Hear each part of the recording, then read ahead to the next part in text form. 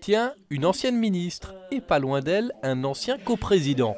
Le Parti vert sort ses vieilles gloires pour rappeler son message de toujours, un appel à l'union pour l'environnement. C'était le moyen aussi de travailler, y compris avec des communes d'autres couleurs politiques, pour pouvoir faire pression sur le gouvernement belge, sur les gouvernements régionaux, sur le gouvernement fédéral. Car réussir à protéger la planète, c'est protéger tout le monde. Promesse de presque ancien président de parti.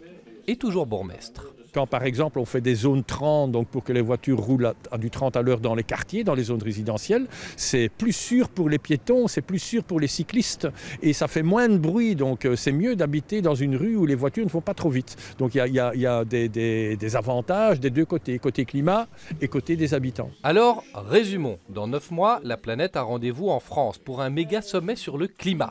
Et aujourd'hui, Écolo lance son appel.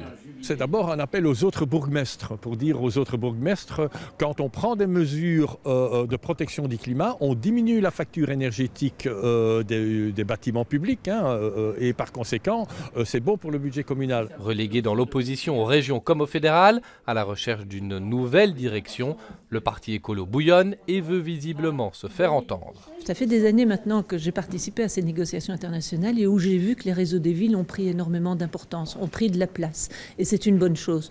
Bon, ce ne sera peut-être pas Schaerbeek ou Watermal qui sera autour de la table, mais c'est les réseaux de villes qui réunissent justement tous ces maires. Des réseaux que les Verts sont décidés à activer.